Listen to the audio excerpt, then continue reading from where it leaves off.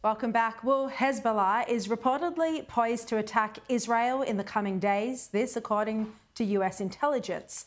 The Lebanese terrorist group is moving faster, apparently, in its preparations than Iran, with an attack from them expected to be sooner and harder than anything from Tehran.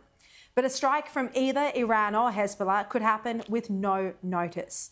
Well, to discuss this, I'm thrilled to welcome to the program Major General Amos Yadlin. He's the former head of IDF Intelligence Directorate and current president of Mind Israel. Thank you very much for joining us this evening. Really appreciate it. Look, Israel is bracing for strikes, as I just said, by Iran and Hezbollah. What can we expect and how do you think their approaches will differ?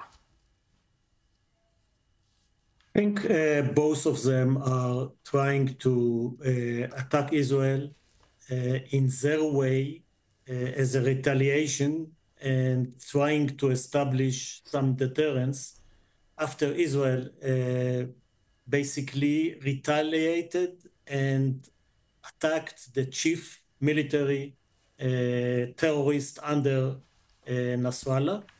And Israel is alleged never took responsibility, but the Iranians are thinking that Haniya was the head of the terror organization Hamas, was assassinated in Tehran. So Israel is ready. The good news, I think, that all three parties don't want to go to a full-scale war.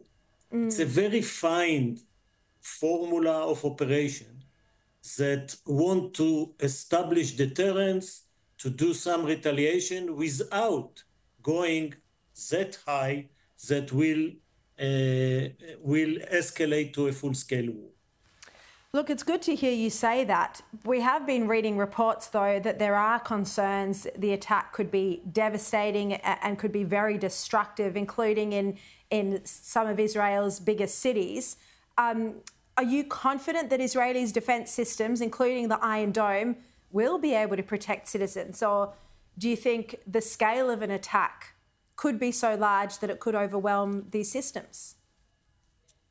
I don't see them doing a large-scale attack as it was in April from Iran and towards Tel Aviv, as it was never exercised in the last 10 months that Hezbollah started the war with Israel.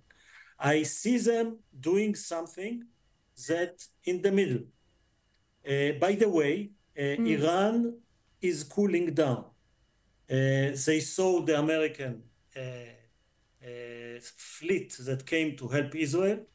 They understood that Haniya was not targeted from Israel by a missile or by any violation of an Iranian airspace. So they not have the right to do an attack on Israel with missiles. And I think the new president basically understands that there will be an Israeli reaction. And he don't want to start his term basically caring about the Iranian economy and paying attention to what happened in Yemen, in Hudaydah port. So I see the Iranians looking for different kind of attack, not overwhelming missile attack. So it seems Hezbollah, on the other hand, is going to attack Israel.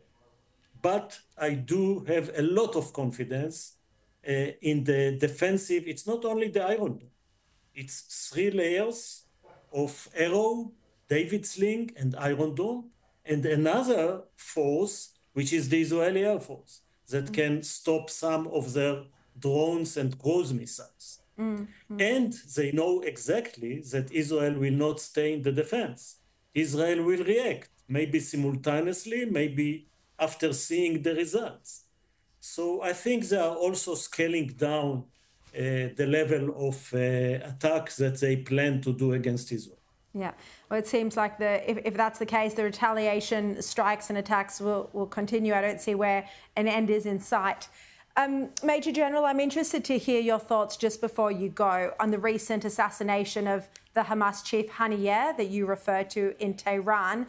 It's been reported, but not confirmed, that a bomb was snuck into his bedroom, and then at a later time, early in the morning, Tehran time, it was remotely detonated. We presume this was Mossad. We don't know. How impressive? I mean, you were a former IDF intelligence chief, so how impressive was this strike at his home in Iran, to have to physically go in there, in Tehran, plant a bomb, undetected?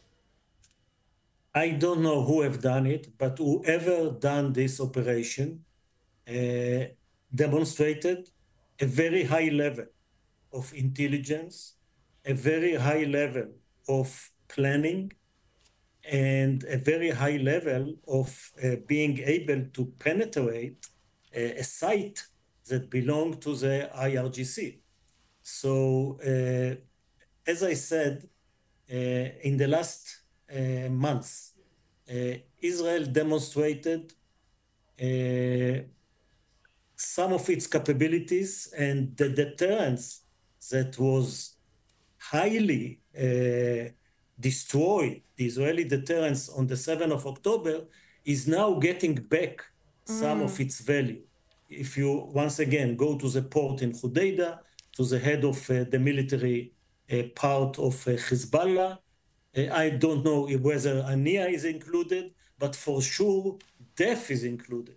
Yeah. And Def is the head of Hamas terrorist organization in Gaza, in the military side.